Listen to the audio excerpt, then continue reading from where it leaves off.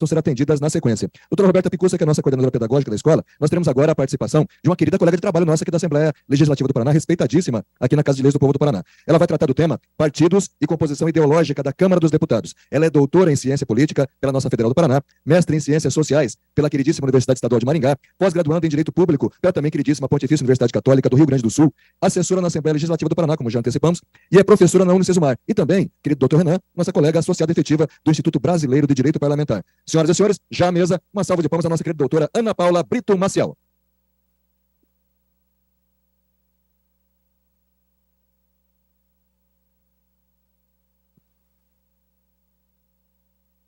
Bom dia a todos e a todas.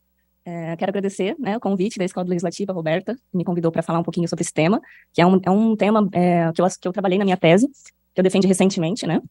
Também agradecer ao Instituto Parla, né, que eu me associei no final do ano passado, se não me engano, e na edição anterior eu estava também nesse evento como ouvinte, e agora estou como associada ao Instituto, que é uma grande honra também.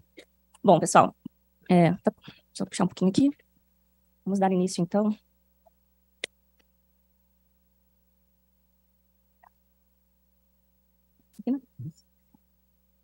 Bom,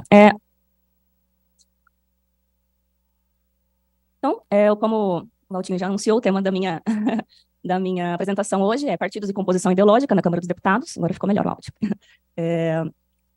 Que é um tema que está em alta, porque nós falamos de ideologia o tempo todo, seja na mídia, seja na academia, seja na ciência política. Então, vou trazer para vocês um pouquinho dos dados de como a Câmara dos Deputados está organizada, né, como está a composição ideológica na última legislatura, nessa legislatura atual, nas últimas eleições de 2022, né. No meu tema, eu faço essa análise ideológica também, porém com outro recorte, né, que eu falo das legislaturas anteriores, né, de 2014, até 2017 vai o meu recorte, na verdade, mas aqui eu trouxe dados referentes às eleições de 2018 e 2022, para a gente poder trazer poder ver como está atualmente nessa composição ideológica ali, a partir dos partidos políticos, tá?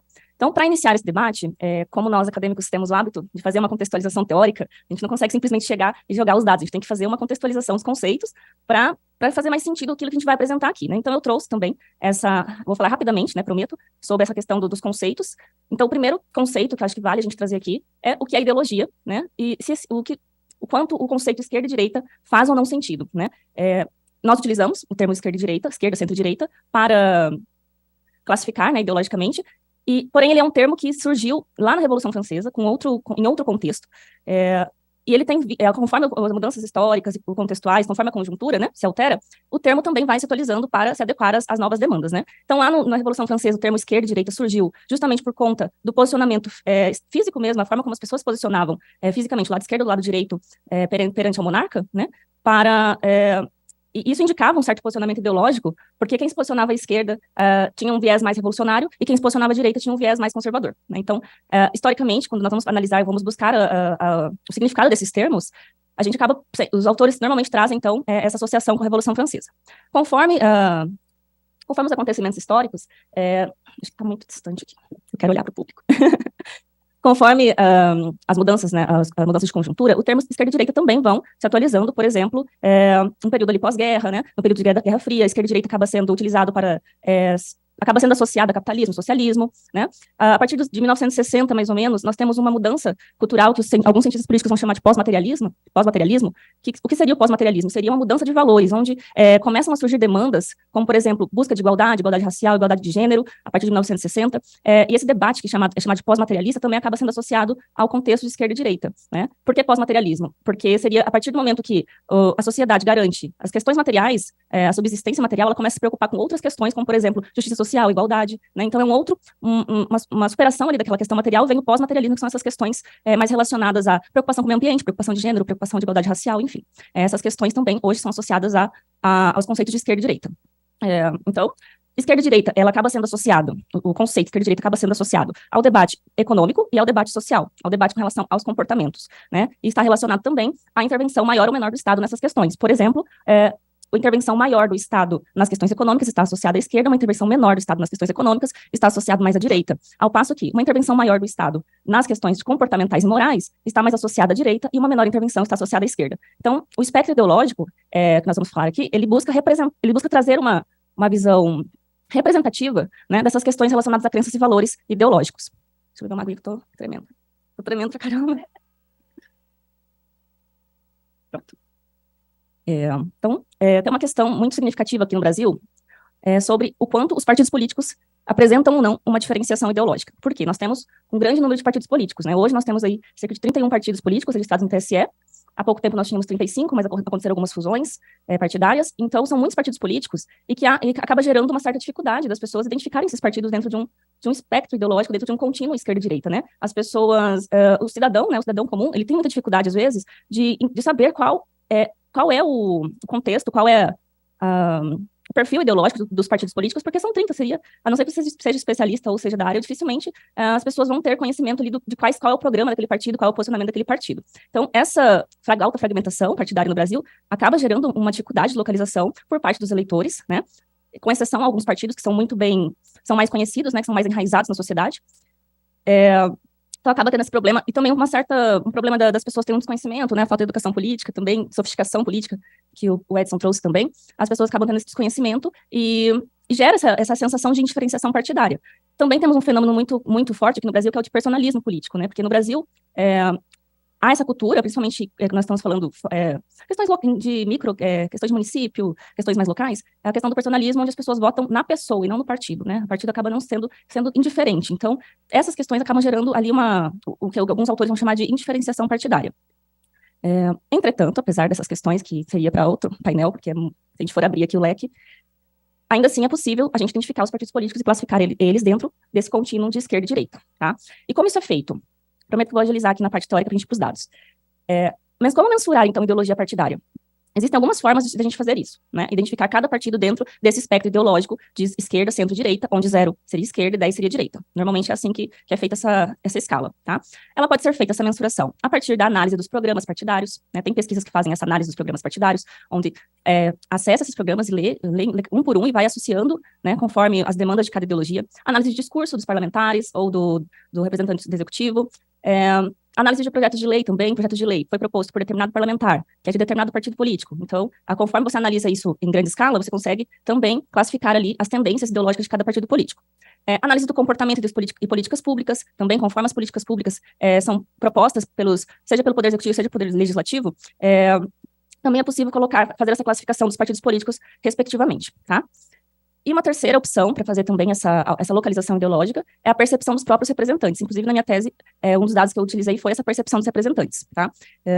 Que seria a autolocalização, né? Quando você pergunta para os próprios parlamentares como eles se localizam em uma escala de 0 a 10, sendo 0 esquerda e 10 direita, essa outras formas de fazer essa mensuração, além de perguntar como que eles localizam o próprio partido político nessa escala. Então, essas duas formas também é possível de mensurar a ideologia partidária a partir da percepção dos representantes, certo? E, por fim, eu trouxe também uma das formas de fazer essa análise e essa mensuração de ideologia partidária, que é a percepção de experts, que a gente chama, que seriam os especialistas, né? Seria a partir de surveys, né, de pesquisas aplicadas a especialistas, a cientistas políticos, para que eles consigam posicionar os partidos políticos dentro dessa escala também de esquerda e direita. Os dados que eu vou apresentar aqui, eles foram levantados a partir dessa... Eu fiz a classificação, na verdade, os dados são do TSE, mas a classificação eu fiz a partir de uma das pesquisas de percepção de experts, que foi uma pesquisa desenvolvida por professores aqui da Universidade Federal do Paraná, né, Adriano Codato, o Edinaldo Ribeiro e Bruno Bolognese.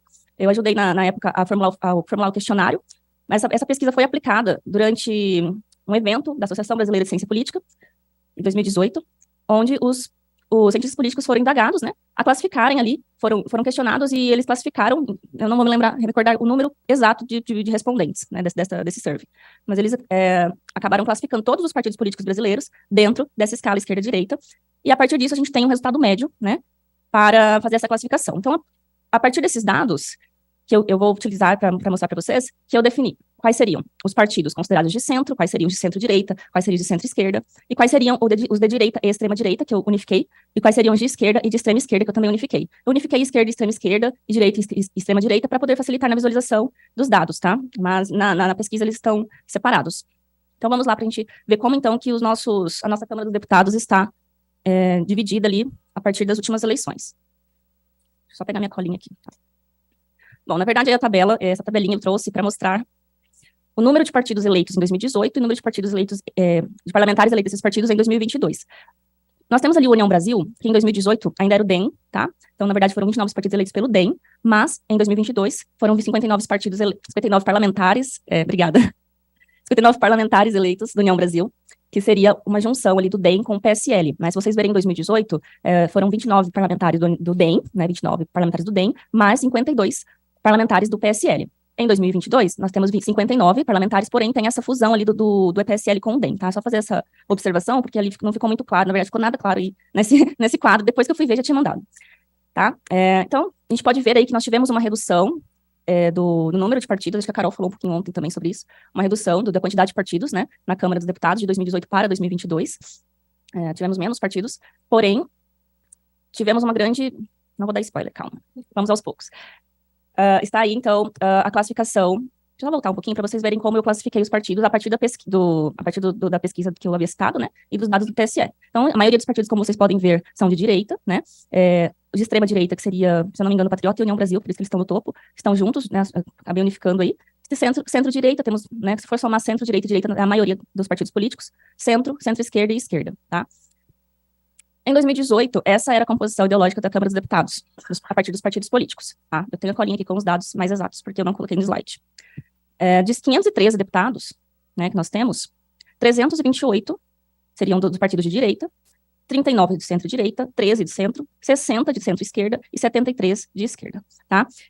Em porcentagem, isso indica que nós tínhamos, então, 63,9% da Câmara composta por parlamentares de partidos de direita, tá?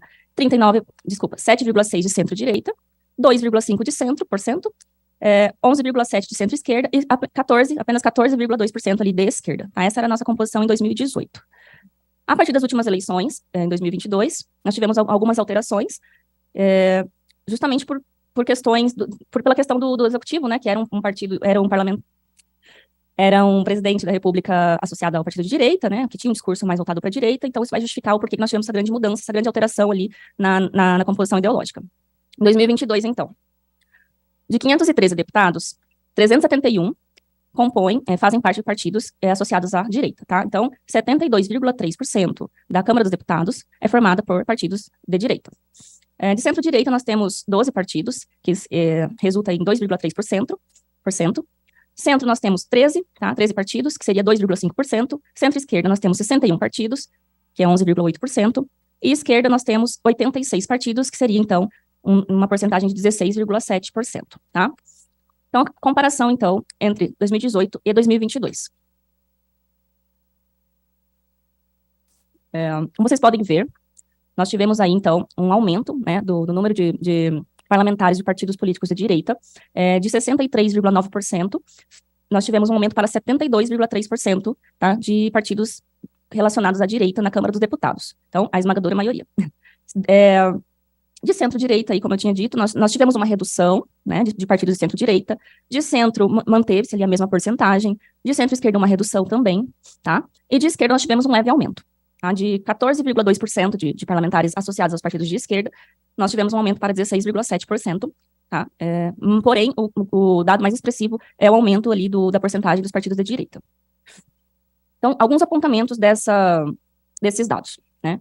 Como ficou muito evidente ali nos gráficos, né, nós temos, então, a partir das eleições de 2022, uma composição ideológica da Câmara dos Deputados mais voltada à direita. O que isso significa na prática? Tendência, né, ao longo dessa legislatura, não estou querendo fazer previsões nem nada, apenas tendências. A tendência é que as pautas sejam mais conservadoras, quanto a questões de costumes, né, questões de costumes que a gente vai chamar, que está ali na parte das bancadas, aquelas questões relacionadas a aborto, união homoafetiva, né, e também a tendência é que tenhamos pautas mais voltadas às questões neoliberais na economia. Então, essa é a tendência a partir dessa análise. Apesar dos outros, da centro-direita, centro e centro-esquerda terem diminuído, a esquerda teve um aumento, né? Então, a esquerda também cresceu, houve um aumento considerável, né? Porém, bem abaixo do que houve ali em relação à direita. Uma das justificativas, como eu até falei anteriormente, é um reflexo, né? Essa mudança é um reflexo da polarização, que é um fenômeno que a gente vive, enfrenta, a polarização nas eleições presidenciais, que na verdade não é novidade, a polarização, por 24 anos nós tivemos polarização nas eleições presidenciais entre PT e PSDB. O PT ficava à esquerda e o PSDB ficava mais à direita, bem mais à direita. A partir do momento que a onda bolsonarista se iniciou, o PSDB foi jogado para a esquerda e o PSL para a direita, né, que hoje seria a União Brasil. Então, nós sempre tivemos, há muitos anos, há muitas décadas, nós temos polarização nas eleições presidenciais, que refletem os resultados da composição da Câmara, Entretanto, a polarização ela tem ficado cada vez mais evidente, cada vez mais em destaque, né? Um outro apontamento considerável ali, que com o resultado dessas eleições de 2022, é uma consequência o aumento, né, da bancada evangélica, da bancada ruralista e da bancada de segurança, por conta do aumento de militares também na composição da Câmara dos Deputados, tá? Então, reforçando, a tendência é essa, né, de força dessas pautas. Descriminalização do aborto com um viés voltado para questões religiosas, crenças religiosas, né, utilizando esse argumento. Homeschooling também tende a ser uma pauta que vai ganhar bastante força nos próximos anos.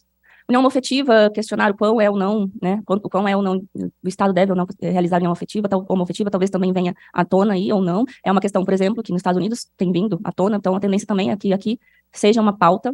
Combate à corrupção também é uma tendência aí que aumente o debate ao longo dessa legislatura, tá? Seria aí alguns apontamentos em relação ao que a nossa composição, né, da Câmara dos Deputados nos trouxe, os dados nos trouxeram. A partir desses apontamentos, outras questões podem ser levantadas, como, por exemplo, governabilidade, condições de governabilidade do presidente da República, sendo que com a Câmara dos Deputados mais à direita e uma presidência com um partido à esquerda, como vai ser essa questão da governabilidade, como vai ser a possibilidade de fazer ou não aliança, aprovar ou não, né, as propostas, enfim. Mas aí seria tempo para um outro painel, questões de governabilidade, não daria nem para a gente entrar nesse debate aqui. Outras questões também a gente pode trazer é o quanto essa composição ideológica das câmaras dos deputados reflete ou não, é congruente ou não com as tendências ideológicas dos cidadãos, que inclusive foi o tema da minha pesquisa, mas eu não entrei aqui nesses dados de 2018 e 2022, tá? Os meus dados foram só até 2017. Quem sabe um dia eu faço, quem sabe? Não sei. Vamos ver, estou recuperando ainda. Você entende, né? Então, o que você estava dizendo? Sim, da congruência, isso. Não entrei nessa questão da congruência, mas é um debate interessante porque há uma tendência grande dos cidadãos se colocarem, quando vão se autolocalizar em uma escala esquerda, centro-direita, é uma tendência grande que a maioria se localize ao centro. Os dados sempre mostram, a maioria dos cidadãos, tanto nessa localização de escala esquerda, centro-direita, quanto em relação aos temas, né? Uma das formas de a gente localizar também o posicionamento ideológico tanto dos parlamentares quanto dos cidadãos é através das perguntas diretas em relação a temas específicos, por exemplo, o quão a favor é ou não do aborto, né, ou quão a favor é ou não das cotas, relação também ao meio ambiente, se é mais a favor do desenvolvimento econômico ou da preservação do meio ambiente, relações também à questão de união homoafetiva, que é um dos temas que também trouxe na minha tese, questões específicas também são capazes de localizar as pessoas dentro do espectro ideológico, né. Entretanto, a tendência é que a maioria das pessoas se posicionem ao centro, tá? Então, é um pouco complicado fazer essa análise de congruência justamente por conta dessa tendência ao centro do cidadão de modo geral, tá? Então, era isso que eu tinha para trazer para vocês sobre a composição ideológica da Câmara dos Deputados, tá? É um recorte, na verdade, como eu estava dizendo, dá para a gente puxar, dá para a gente falar, dá para a gente abrir o leque para várias outras questões relacionadas a isso, mas o meu intuito aqui foi apresentar o que é, né, esse nome estranho, espectro ideológico, o que é essa análise, né, de questões de espectro político ideológico e como que a gente classifica os partidos políticos dentro desse espectro e como que como que a nossa Câmara dos Deputados está representada, né, a partir dos partidos políticos dentro dessas escalas, dentro dessas categorias de esquerda, centro-direita e direita, tá? Então é isso, pessoal. Agradeço. Doutora Ana Paula Brito Maciel. Agradecer a doutora Ana Paula, com a sua licença e permissão. Continuamos, então, para a palestra que conclui a segunda edição do nosso evento.